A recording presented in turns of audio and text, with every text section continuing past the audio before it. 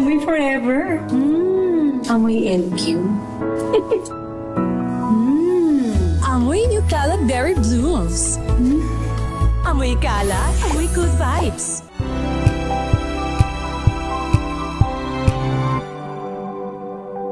Hello, Washi! Laundry day na naman! Yay! Anong meron? Mancha ng chocolate, Oh. putik, may libag pa! Kaya natin yan! With Pride Washing Machine Detergent, may triple stain-away formula. Tanggal ang makapit, madikit, at malupit na dumit mancha. Kaya easy-easy ang labada. Mula noon hanggang ngayon! All you need is pride. All you need is pride. ACS.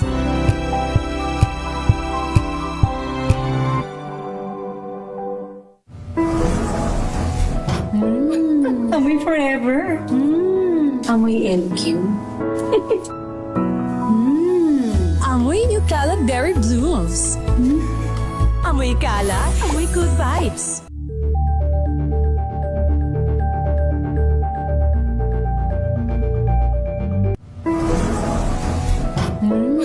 Amoy forever. Amoy LQ. Amoy New Cala Berry Blooms. Amoy Cala, amoy good vibes.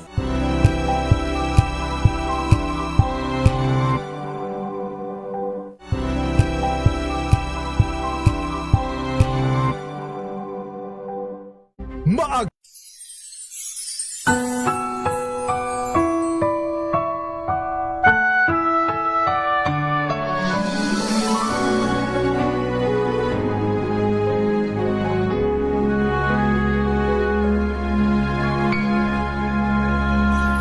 Minsan ang buhay ay katanungan. Ang bukas ay bakit nga ba di mo alam?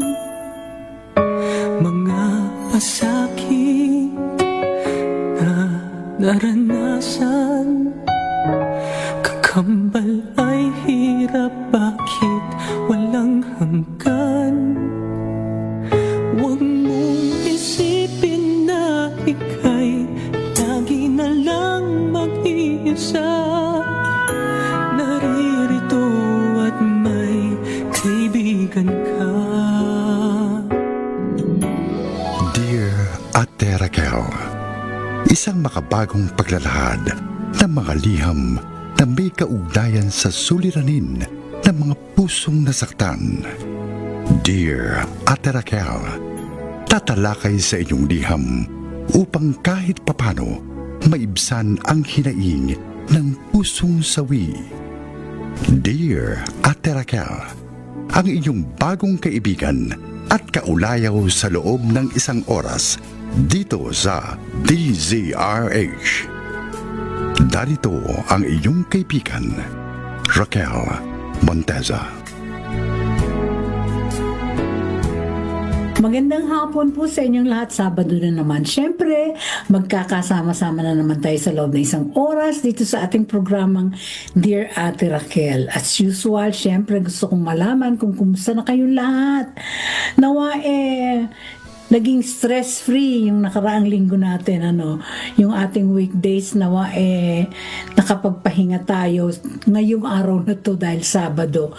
So from Monday to Friday, alam ko na pagod kayong lahat dahil sa kasagsagan ng traffic at sa trabaho at naway matapos na yung ginagawa sa EDSA, pero sabi nila after Holy Week daw tapos na yan, so let's look forward na matapos na nga talaga. At alam kong pinag-aanohan nila talaga yan pinagsisikapan nilang matapos agad. Anyway,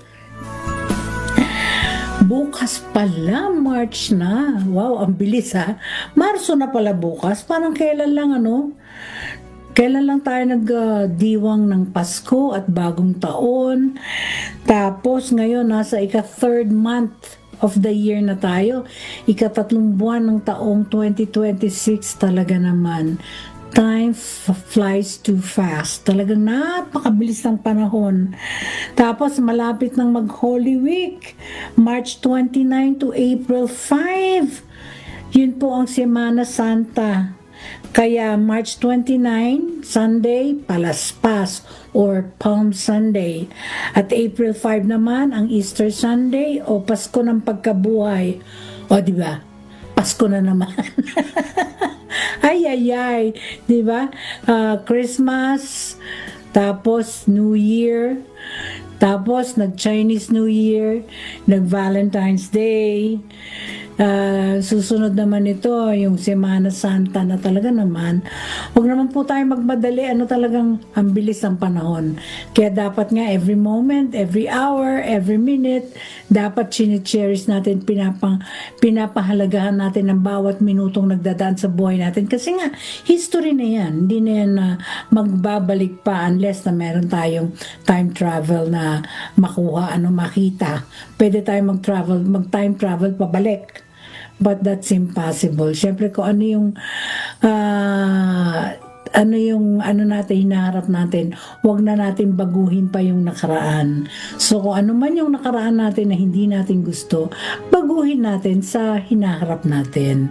Yung kung tayo naging bastos nung araw, gawin nating magalang na tayo ngayon. No?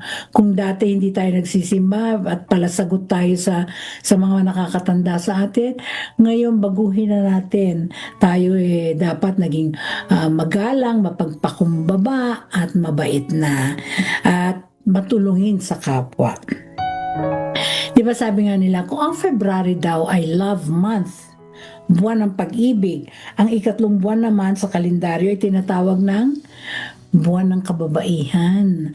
O yung bang Women's Month, no? Yun ang sa yan? Sa March 8? Ako, next week, pagdiriwang na natin yan, ang International Women's Day o Pandaigdigang Araw ng Kababaihan.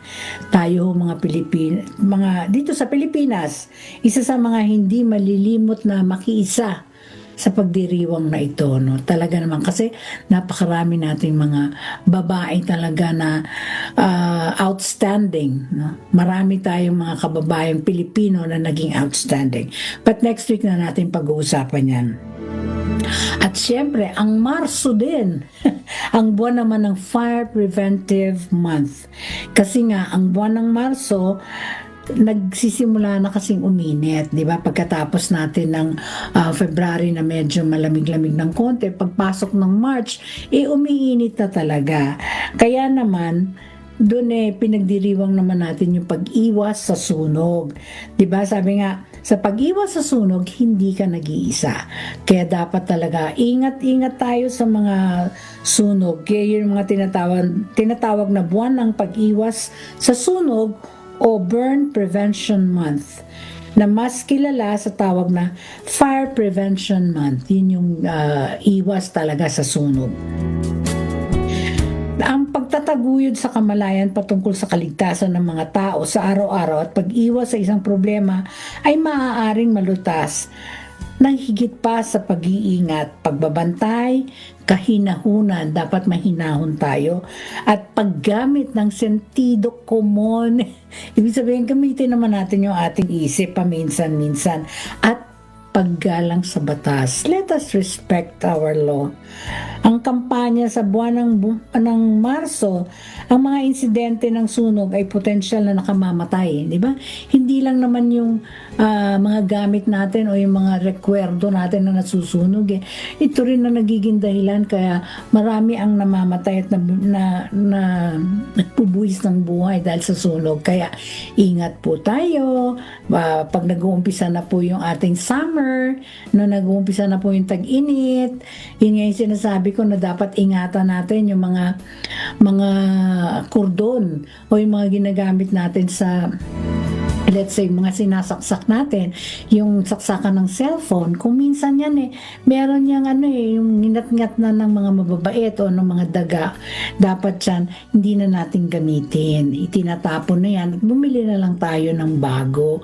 Huwag na tayong magtipid pa, huwag na tayong, kasi nagtitipid ka nga kung masusunog naman yung bahay natin, naku Diyos ko po. Kaya ingat lang po tayo. Dahil nga medyo umiinit na talaga ang panahon, dapat Mag-ingat din tayo sa mga sakit. Unang-una na yung heat stroke. Tapos yung sobrang pagod dulot ng init. No? Pamumulikat, isa rin yan sa mga dulot ng heat ng sobrang init. Sunburn. Bungang araw, naku po, ang katin yan. Talaga naman. At ang isa pang sa malala din, sore eyes. Nako, nakakahawa yung sore eyes na yan. Kaya dapat talaga tayo, ingat-ingat tayo. At marami pang iba't ibang uri ng sakit ang naglalabasan kapag summer. Kaya dapat, parang klima lang yan, paiba-iba bawat season. Kumbaga, tayo 2 season lang naman tayo, hot and rainy, tag-init at tag-ulan. Pero syempre, dahil mas mahaba ang tag-init natin, marami rin tayong mga dapat ingatan kapag tag-init, napakaraming sakit na lumalabas sa atin. Kaya dapat, yung katulad na sinasabi ko, dapat bombahin natin ng bitamina ang ating mga katawan. Vitamin C. Kung wala naman tayong mga vitamin C na makita dyan, mga kalamansi, yung mga citrus fruit na mayaman sa vitamin C. Alagaan natin ang ating mga kalusugan kasi yan lamang ang ating pwedeng ipanlaban sa lahat kung tayo ay healthy. Hindi na tayo magpapa-hospital, hindi na tayo pupunta sa doktor, di ba? Kaya dapat talagang ingat sa ating mga pangangatawan. At kapag lumalabas tayo, halimbawa mainit ang panahon, magdala na tayo ng payong. Hindi lang payong, magdala din tayo ng panyo. Kasi minsan nababasa tayo ng mga pawis natin. Kailangan huwag tayong matutuyuan ng pawis sa likod. Kaya dapat may dala-dala rin tayong mga extra damit para pampalit. Kaya yan, yung mga dapat mga nasa bag natin yan. May dala-dala natin lagi.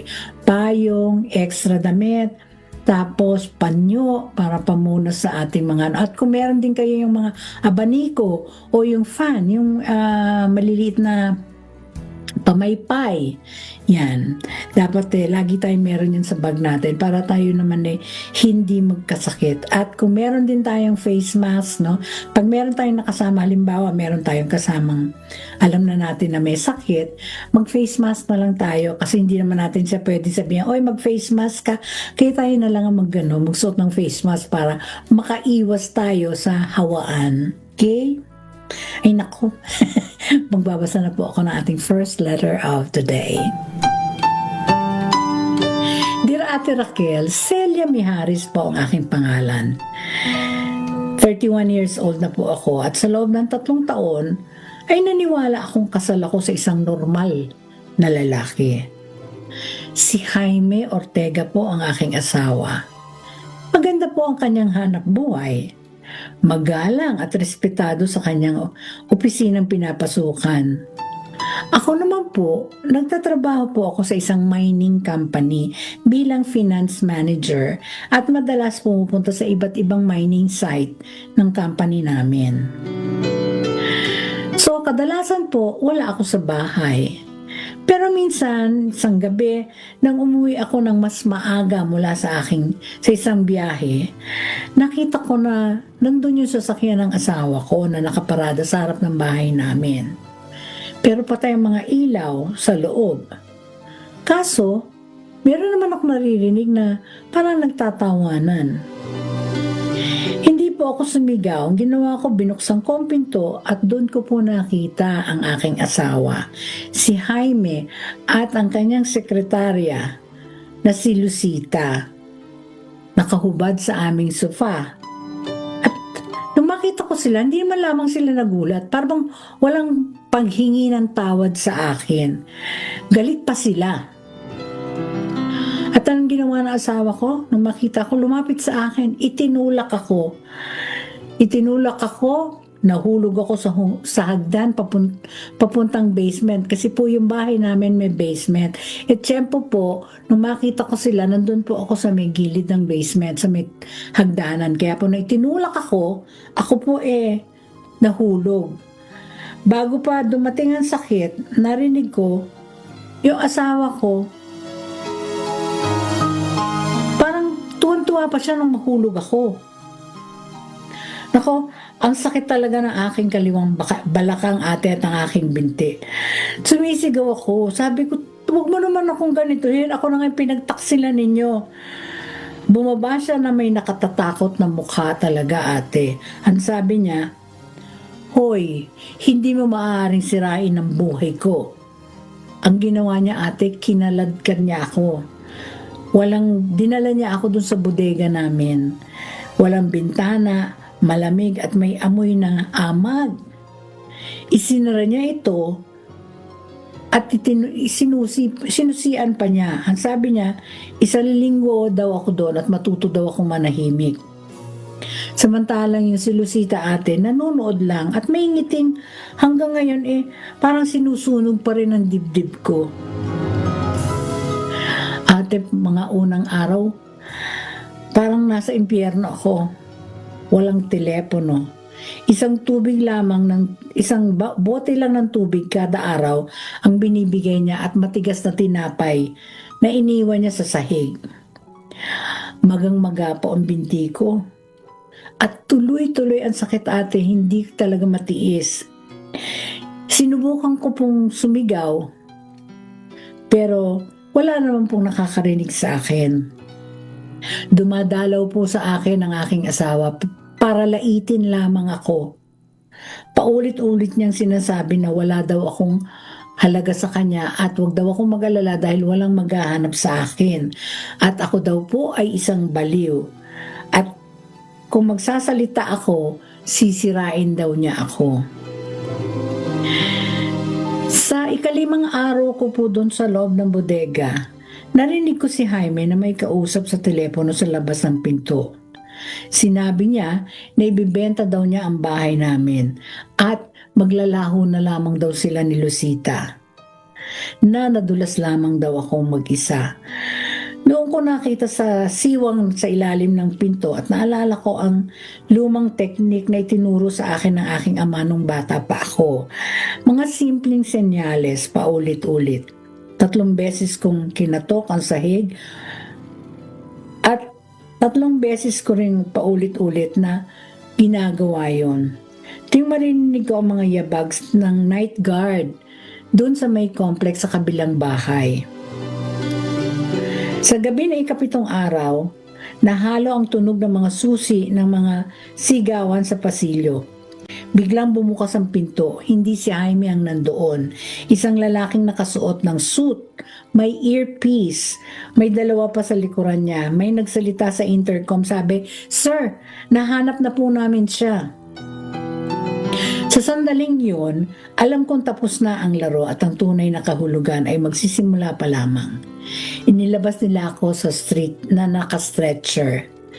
Kinumpirma ng doktor ang bali at matinding dehydration na dinadanas ko. Habang dinadala ako sa ospital, dumating ang aking ama. Hindi po siya sumigaw, hindi siya nagtanong. Hinawakan niya lamang ang kamay ko at sinabing, "Magpahinga ka, anak. Ako na ang bahala." Kilala ko po ang tonong yun ng tatay ko. Yun po ang pagkakamali ni Jaime, na maliitin ang tatay ko. Hindi niya alam maraming koneksyon si tatay kasi marami po siyang natulungan noon sa pamamagitan ng utang na loob at katapatan. Kaya marami po ang tumutulong sa kanya. Mga bagay na hindi madaling putulin. Sa loob po ng 24 oras o 24 na oras, nagsimulang gumuho ang bersyon ni Jaime. Hindi raw gumagana ang mga cameras ng complex noong linggong yun, pero buo ang access logs. May mga oras na pumasok at lumabas si Lucita na imposibleng ipaliwanag. At nagpapatotoo po ang night guard, ang parehong nakarinig ng mga katok ko, mga kapitbahay na nakaalala ng mga sigawan na itinanggi ng doktor ng insurance na ginamot ako dahil sa pagkahulog. Dahil hindi naman po talaga totoo ito. Hindi hinawakan ng ama ko ang sino man. Walang lantad na banta. May pyesa lang ang kanyang inilipat. Mga pyesa lamang ang kanyang nilipat. Sinubukan po ni Jaime na tumakas. Pero na-freeze po ang account niya dahil sa biglaang audit. Nawala ng mahalagang kontrata ang kanyang kumpanyang pinagtatrabuhan dahil sa mga paglabag na dati nang umiiral ngayon lang lumabas. Natanggal sa trabaho si Lucita at ipinatawag para magpaliwanag. Nang dumating si Jaime sa ospital, nanginginig, humihiling siyang makita ako. Pumayag naman ako, ate. Pumasok siyang maputla. Humingi siya ng tawad. Sinabi niyang nawalan siya ng kontrol at sinisisi niya si Lucita. Pero hindi ako sumigaw, ate. Ipinakita ko ang medical report, ang mga larawan ng bodega at ang reklamo ko. Ayoko ng paghihiganti, ang sabi ko. Gusto ko hustisya. At umalis na umiiyak ang aking asawa. At Ate Raquel, dumating din naman ang hustisya na may sistema. Kinasuhan si Jaime ng malubhang pananakit, illegal at pagkakakulong o illegal detention at karahasang domestiko, domestic violence. At pati rin si Lucita ay nakasuhan bilang kasabwat. Samantala, ate, muling binuo ko ang aking buhay nang may eksaktong disiplina sa natutuhan ko kay tatay. Nagsimula po ako ng therapy, natutong maglakad muli, at bawat hakbang ay paalala na ako'y nabuhay. Lumipas po ang mga buwan at taon, nahatulan si Jaime ng life imprisonment at si Lucita naman ay 15 years na pagkakakulong. Samantalang ako naman, ate, ay muling nagtrabaho, pero sa ibang kumpanya na. At awa po ng Diyos, gumaling po ang aking binti. May peklat at bahagyang pagkapilay. Ate Raquel, yan po ang aking kasaysayan. Salamat po sa inyong pagbasa. Gumagalang, Celia Mijares. Balikan ka namin, Celia, ha? Makalipas ang ilang commercials. We'll be back. May isang kaibigan.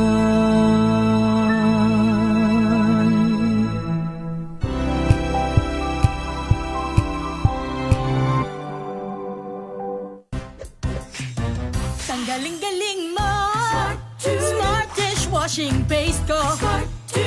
Pritong ulam na masebo, plato o kaldero. Tanggaling for everyday. Ganyan pag smart ang dishwashing paste. May double tanggaling formula. Tanggal ang sebo, tanggal ang bakterya. Bahid para walang bahid, linis fantastic sa metal at plastic. Number 1 ko to. Tanggaling-galing mo. Smart dishwashing paste. ACS. Now we are unboxing MX3 Plus. Plus because it has Garcinia mangostana, plus L-carnitine and CoQ10. Each box contains 30 vegetable capsules. And you can get them in leading drugstores nationwide and online in Shopee, Lazada, and mxvph.com. Mahalagang paalala, ang MX3 Plus ay hindi gamot at hindi dapat gamiting panggamot sa anumang uri ng sakit. Wow, ang saya. Isang barangay na labada, puro mancha pa. Goodbye, pahinga. Mommy, isang laba lang yan sa Pride Bar Blue. May powerful stain-away enzymes na malupit sa dumit mansya. At di masakit sa kamay. Isang laba lang yan. Hello, pahinga. Hello, Pride Bar Blue. ACS. NBC Millones. NBC Millones. Mamimigay na naman kami dito sa MBC ng 1 million pesos! Sa isang malinis na papel, ilagay ang iyong name, age, address, phone number at pirmahan. Ipasok sa loob ng isang white legal-sized envelope. Kalakip ang alinman sa mga required proof of purchase o POP. At sa labas ng envelope, ilagay ang NBC Millones 2026, ang POP na ginamit at ang MBC station na iyong sasalihan. Ihulog ang iyong entry sa mga drop boxes na matatagpuan sa MBC station sa inyong lugar. DZRH, Love Radio, Yes FM, Easy Rock, Aksyon Radio. Pagkakataon na manalo ng hanggang 1 million pesos sa Grand Draw at libo-libo pa in cash prizes sa 10 weekly draws sa mga MBC stations nationwide. Dito sa MBC Millones 2026. Sali na! MBC Millones is brought to you by Pride Detergent, Smart Dishwashing, Shield Bath Soap, Unique Toothpaste, White Rose, Charm Fabcon, Star Wax Floor Wax, San Miguel Pale Pilsen. See posters or visit our Facebook page for more details. Promo period is from January 10 to March 27, 2026. DTI Fair Trade Permit number FTEB 244864, series of 2025. Drink responsibly. Amoy forever. Amoy LQ. Amoy New Calab Berry Blooms. Amoy kalat, amoy good vibes. Tinesting, sinuri, siniyasan. Ang resulta? Super effective ang Shield sa pagpatay ng bakterya at virus. Shield Antibacterial Soap. Believe ang mga eksperto sa Philippine Nurses Association. At si Mami. Iwala ako sa Shield. Shield Antibacterial Soap. Napatunayang mabisa. Ang mga nurse, iwala. ACS. Amoy forever. Amoy LQ. Amoy New Calab Berry Blooms. Amoy kalat, amoy good vibes. Sa lahat ng bagay, simula pa lang, siguraduhing max protection na. Kasi pag kulang ang proteksyon, baka madaling masira. Sa ngipin, dapat may max protection din. Max sa alaga ng Unique Toothpaste. With Max Protect Formula, help stop cavities before they start, while keeping breath fresh. Try Unique Maximum Fluoride Protection. Para max alaga, max protektado. ACS. Amoy forever. Amoy LQ. Amoy New Calab Berry Blooms. Amoy kalat, amoy good vibes. Racket para sa mga stay-at-home moms, alamin. This portion is brought to you by ACS Manufacturing Corporation, ISO certified, maker of world-class quality Pride detergent. Bang stay-at-home mom na gusto ring magka-extra income? Bakit hindi subukang pumasok sa mga trabahong pwedeng gawing online? Gaya ng mga tutoring, transcribing, pagsusulat ng articles at ang in ngayong vlogging. Sa tulong lamang ng iyong laptop camera o mobile phone at tamang skills, for sure kikita ka dito at the comfort of your home. Bukod pa riyan, syempre hindi mawawala ang pumatok noong kasagsagan ng pandemya na online selling. Pwede mo itong simulan sa iyong pre-loved items. Bakit hindi subukan na gawing for sale ang mga nakalakihang damit at ibang gamit ni baby sa pamamagitan ng online selling platform? At panghuli, pasok din sa mga kumikitang kabuhayan ang pagbubukas ng isang sari-sari store o kaya na may pagtitinda ng mga merienda gaya ng no-bake treats, mapa-online man yan o sa labas lang ng inyong bahay. This portion is brought to you by ACS Manufacturing Corporation, ISO certified, maker of world-class quality Pride detergent.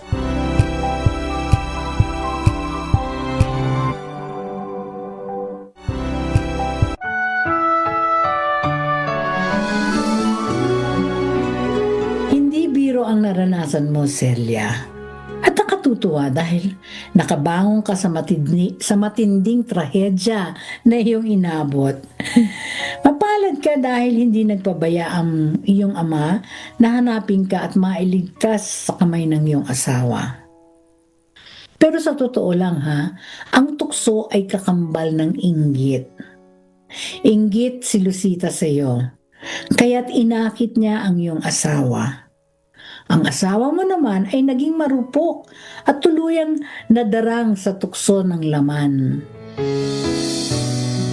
Sa mga kababaihan pong ating tagapakinig na nakararanas ng pananakit sa asawa, magdokumento po kayo. I-document po ninyo yung ginagawang pananakit sa inyo ng inyong asawa at magtiwala sa inyong mga nararamdaman, yung women's intuition baga. At humingi po kayo ng tulong. Huwag niyo pong sarilinin ang sakit na inyong dinadanas o ang pananakit ng inyong asawa. At huwag kayong manatiling mag-isa. Ang karahasan o ang domestic violence ay hindi nagsisimula sa suntok. Nagsisimula ito kapag pinapaniwala kang wala kang halaga at walang maniniwala sa iyo na kasinungalingan yon. Minsan ang karanasang naikwento sa tamang oras ay maaaring magligtas sa buhay nating mga kababaihan. Kaya kapag tayo po ay nakaranas ng pananakit, huwag po tayo magsawalang kibo. Magsalita po tayo. Maghanap tayo ng makatutulong sa atin para naman hindi na lumala ang pananakit ng ating asawa. Alam niyo, naniniwala ako na kapag ang lalaki nananakit, nako yan nagkaroon ng hindi magandang karanasan nung siya ay bata pa. Kaya dapat sa inyong mag-asawa, dapat hindi dapat manakit. Both sides. Ang lalaki hindi dapat manakit sa babae, at ang babae din hindi dapat nananakit sa asawa. Huwag niyong gawin namang under yung asawa ninyo. No, mali naman yun, okay? So, maraming salamat sa pagsulat mo sa amin, Miss Celia Mijares. So ngayon gusto ko pong batiin ang ating mga kaibigan. Hello kay Gisette Prospero. Hello Gisette, kamusta ka na? And of course, si Luvi Jimenez. Dasal ko naging okay ang iyong lumpectomy surgery.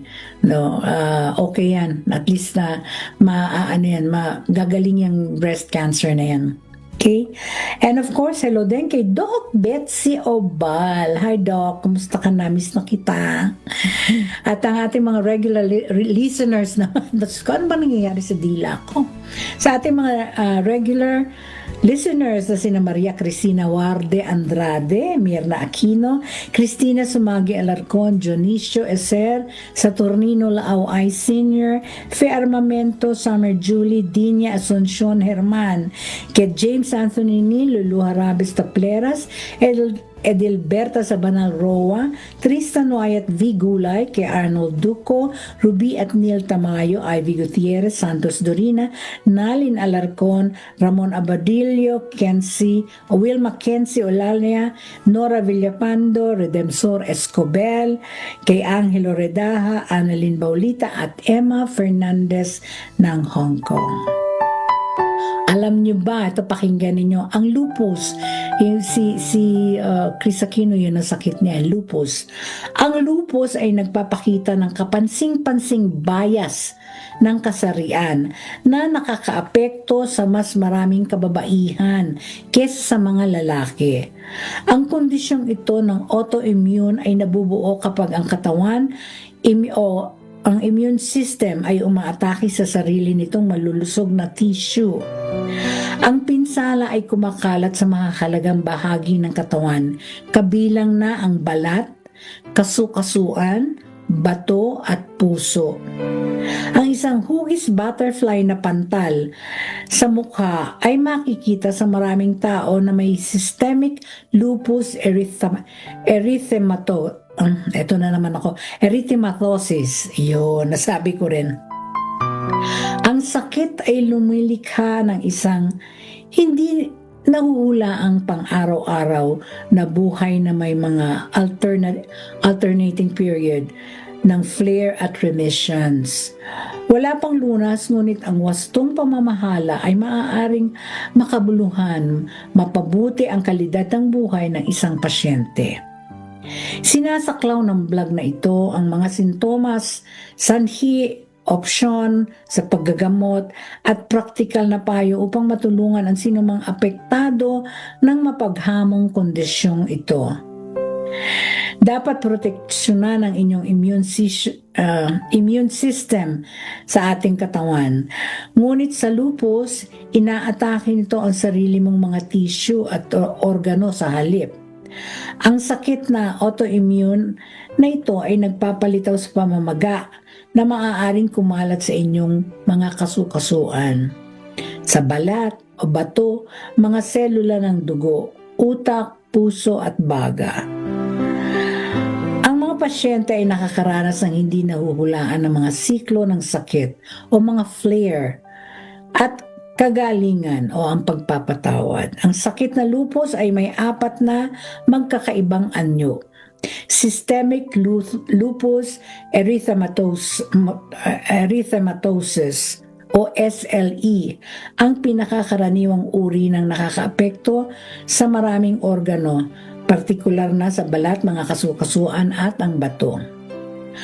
Ang cutaneous lupus erythematosus o CLE naman, ang tinatarget lamang nito ay ang balat at nagiging sanhi ng iba't ibang lupus rashes at lesyon. Drug-induced lupus, ang mga particular na gamot tulad ng hydralazine, procainal at isomniazid. Naku, ang hirap naman kasing basahin at maaaring mag-trigger ng ganitong uri. Neonatal lupus, isang bihirang kondisyon na nakakaapekto sa mga sanggol na ipapanganak pa lamang ng mga ina na may particular na antibodies. Kaya dapat tayo laging nagpapacheck up para malaman natin kung anong uri ng sakit ang ating dinadanas, dahil hindi po biro ang sakit na lupus. Unti-unti nito inuubos yung mga muscles natin At kung may pera tayo, katulad ni Chris Aquino, napapahaba ang buhay, na talaga namang dahil sa lupus, ginugupo ang iyong karamdaman, ang iyong katawan. Kung may pera ka, mapapahaba mo ang buhay mo. Anyway, magbabalik po kami makalipas ang ilang commercials. We'll be back. May isang kaibigan.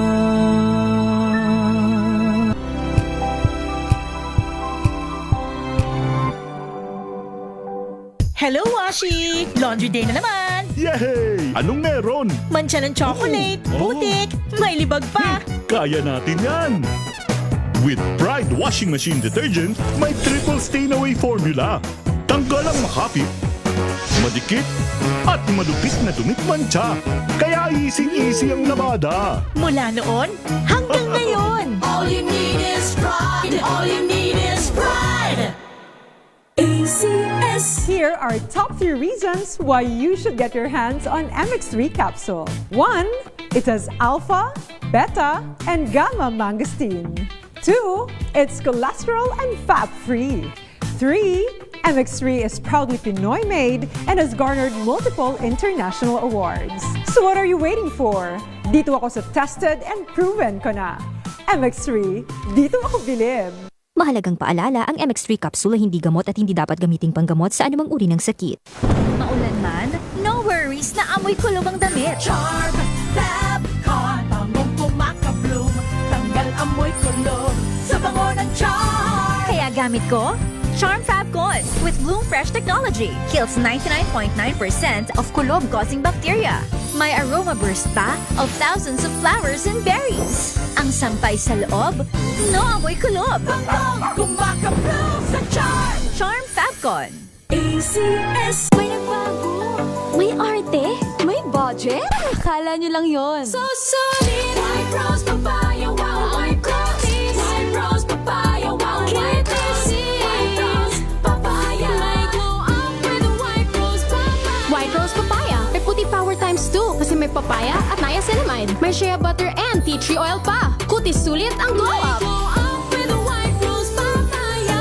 White rose papaya. Kutis sulit ang glow up. ACS. Amoy forever. Amoy LQ. Amoy New Cala Berry Blooms. Amoy kala, amoy good vibes.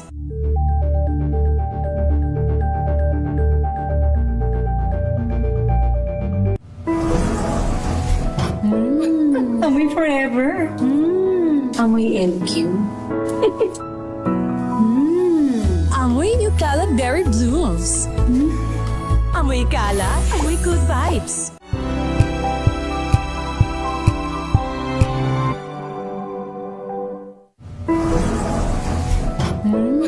Amoy forever. Amoy LQ. Amoy New Cala Berry Blooms. Amoy Cala, amoy good vibes.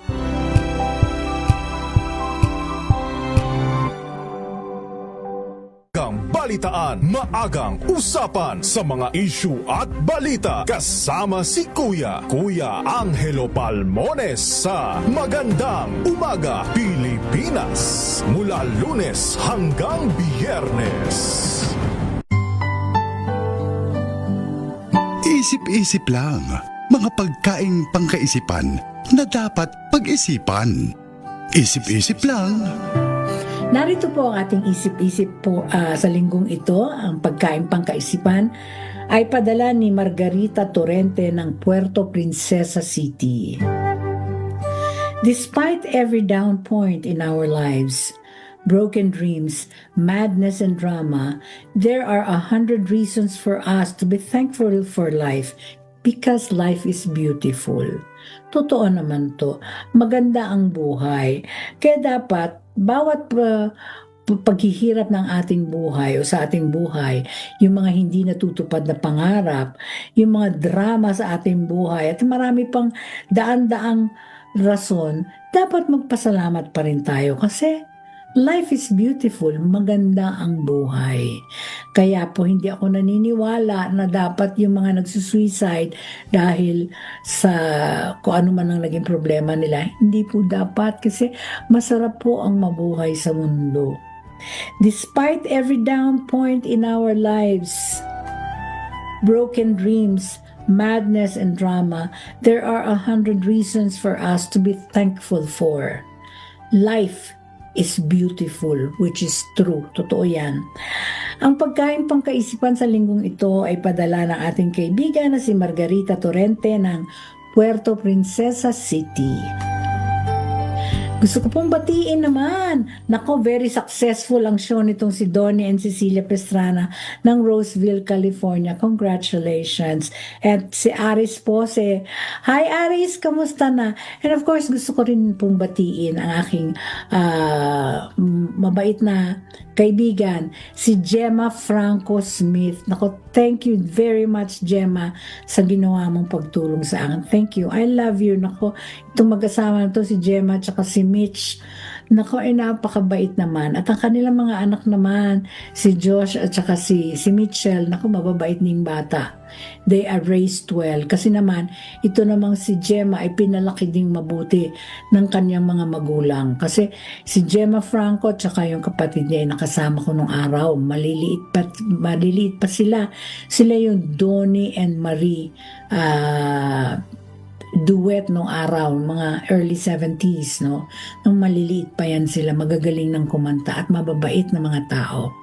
Thank you, Gemma, no? Thank you very much, Gemma Franco. Salamat po.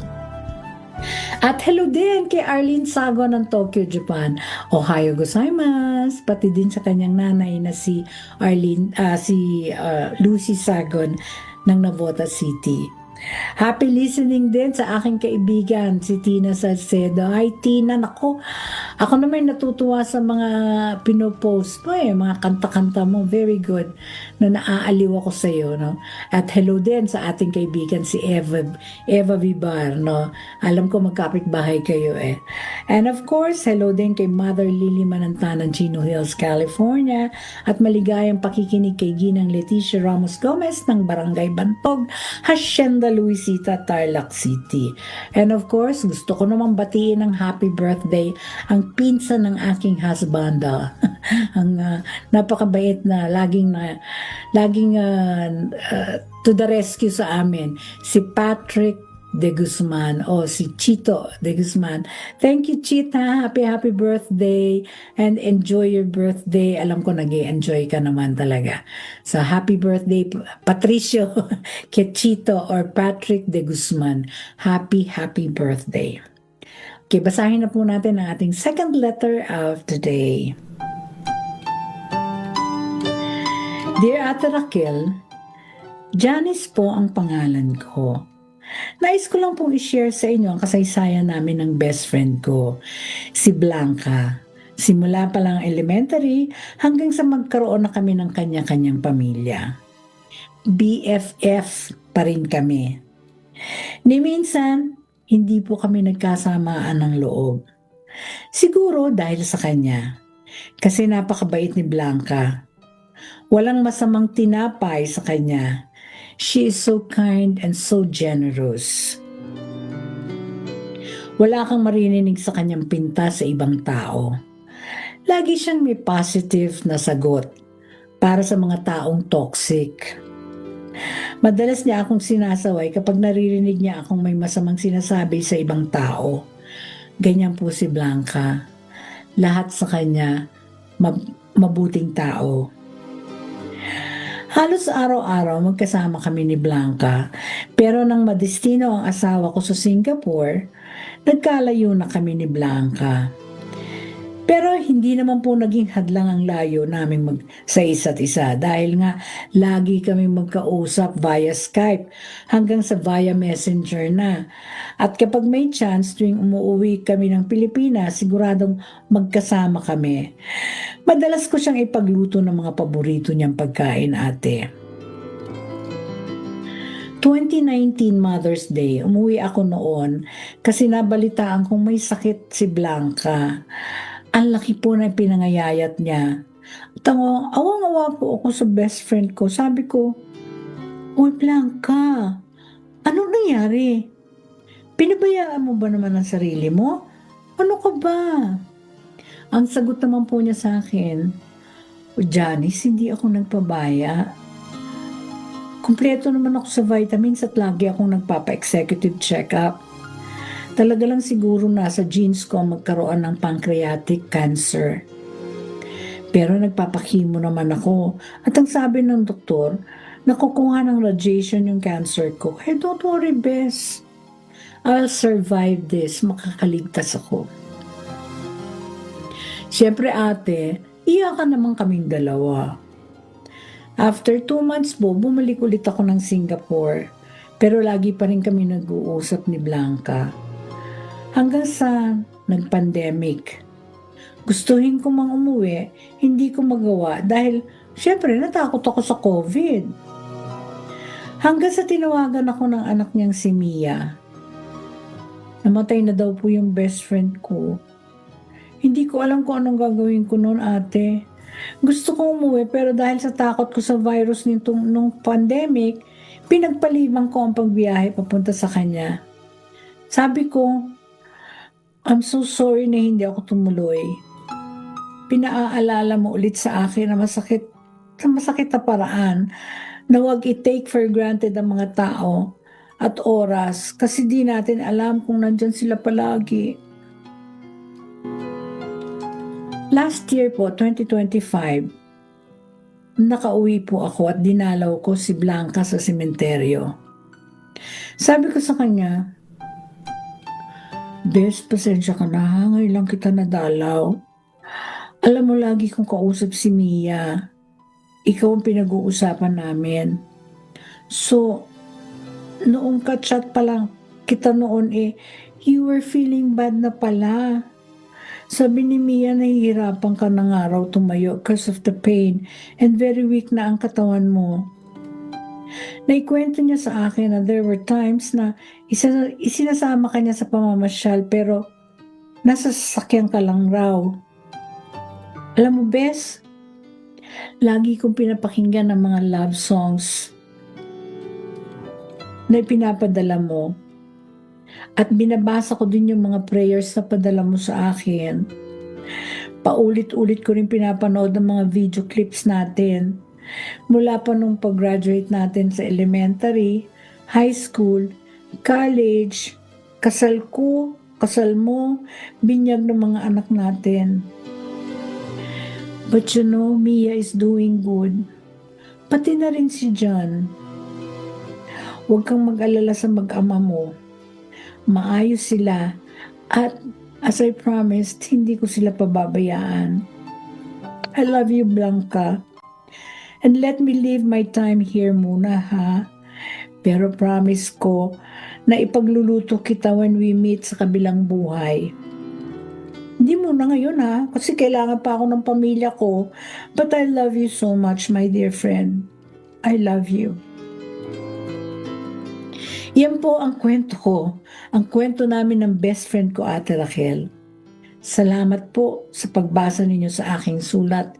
Gumagalang, Johnny Salcedo.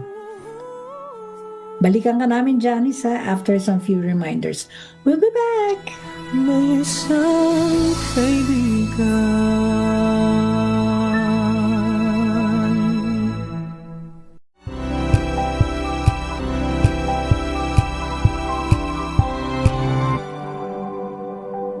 Wow, ang saya. Isang barangay na labada, puro mancha pa. Goodbye, pahinga. Mommy, isang laba lang yan sa Pride Bar Blue. May powerful stain-away enzymes na malupit sa dumit mancha. At di masakit sa kamay. Isang laba lang yan. Hello, pahinga. Hello, Pride Bar Blue. ACS.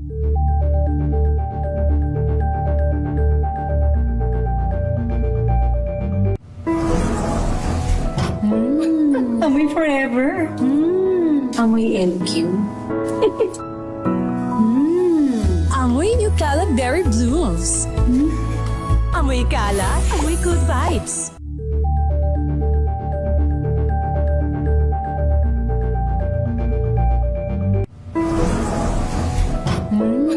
Amoy forever. Amoy LQ. Amoy New Calaberry Blues. Amoy kalat, amoy good vibes.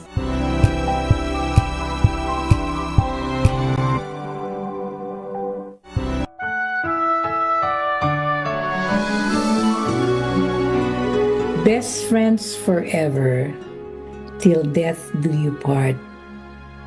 Ang pagkakaibigan ay isang napakagandang regalo na maibibigay sa kapwa at isang uri din ng regalong nais mong matanggap mula sa iba. Maihahalin tulad ito sa kaanak, ngunit hindi mo kadugo. Nagiging karamay sa anumang pinagdaraanan sa buhay, maging sa mga panahon ng tagumpay at kalungkutan. Marami kang magiging kakilala, ngunit hindi lahat ay magiging kaibigan. Makikilala ang isang kaibigan sa panahon ng kagipitan. Yung malalapitan sa oras ng pangangailangan. Mauunawaan ang iyong nakaraan at naniniwala sa iyong kakayahan. Alam na ikaw ay may patutunguhan at tinatanggap kung sino ka man. Ang kaibigan ay may tuturing na kalayaan. Sa tuwing magkakasama, napakakawalan ang tunay na kulay at walang patid na saya. Alam ang awit ng iyong puso at handang awitin ito sa sandaling makalimot sa iyo. Napakaganda ng iyong kasaysayan, Janice. At sa iyong best friend na si Blanca. Kaya mabuhay ka sa pagmamahal mo sa iyong kaibigan. Salamat sa iyong pagsulat, Janice. Ngayon po, samahan po ninyo ako. Mag-alay po tayo ng dasal. Dasalan po natin ang ating mga kaibigan. Almighty God, thank you. Maraming salamat po sa lahat ng biyayang walang sawa ninyo ipinagkakaloob sa amin. The glory and honor is yours, dear Lord. Lord, we lift up to you our country, our government. Grant us peace. And Lord, heal our land. Hindi nadasal po namin na sana'y magkaroon ng kapayapaan sa ating bansa. At dasal po namin na patnubayan ninyo at basbasan ng mga namumuno sa Pilipinas. Gabayan niyo po ang bawat isa sa kanila upang mapanatili ang kalayaan na ating na aming tinatamasa at magamit ito sa pagpapaunlad ng aming bansang Pilipinas. Ituro po ninyo sa kanila ang tamang daan upang mapaunlad at matulungan ang mga mamamayan. Tulungan po ninyo silang magkaisa para sa kapakanan ng mga Pilipino. Lord, humble us. Let's live our life like Jesus with a posture of humility. And Lord, give us peace. Lord, maghari nawa ang pagmamahal sa lahat ng inyong nilalang. Ingatan niyo po kami, mahal na Panginoon. Ikaw lamang po ang aming lakas at kagalingan. Maraming salamat po, mahal na Panginoong Diyos. Sa iyo po ang lahat ng papuri at pasasalamat. Sa pangalan ni Jesus na siyang aming tagapagligtas. Amen. Maraming salamat po sa inyong pagsubaybay sa ating programang Dear Ate Raquel. Muli inaanyayahan ko po kayo na sumulat sa atin, i-share ninyo inyong kasaysayan. I-email nyo lang po dito sa amin sa dearateraquel@gmail.com. At syempre, dahil wala na po tayong oras, gusto ko pong pasalamatan ang ating mga kaibigan. Higit lalo na ang laging nakaalalay sa akin dito sa ating programang Dear Ate Raquel. Simula pa po nung kami mag-umpisa hanggang sa ngayon, 2018 at ngayon 2026. No? Maraming salamat sa iyo, Eric Lucero, at sa iyong gwapong anak. Sorry, mas gwapo sa iyo anak mo na si Andre Lucero. And of course, gusto ko rin pasalamatan ng ating mga tech na sina Het Del Moro, si Malvin Donato, si Ray Taladro, at sa RHTV naman, sina Arnel Tatel, EJ Ayalde, Mark Cabral, at Aljon Besumbre. Ako po ang inyong kaibigan Raquel Montesa na nagpapasalamat sa inyong pagsubaybay sa ating programa. Nawa po maging mabuti po tayo sa ating kapwa. Let's be kind to one another because kindness is a measure of our humanity. So, let us do something nice to the people that we meet each day because it is such a good feeling. Napakasarap pong pakinggan at damdamin ang nakatulong tayo sa ating kapwa. Kasi parang blessing na rin po, blessing sa kanila at blessing na rin po sa atin na tayo ay nakatulong. Kapayapaan sa puso, lakas sa araw-araw at pananalig sa Panginoong Diyos. Isa pong mapagpalang hapon sa inyong lahat. Bye!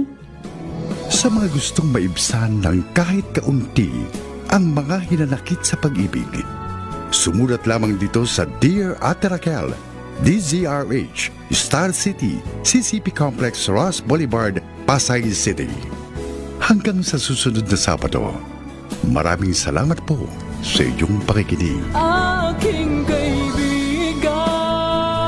kahit na kailanman, laging may bukas na iyong magigisnan.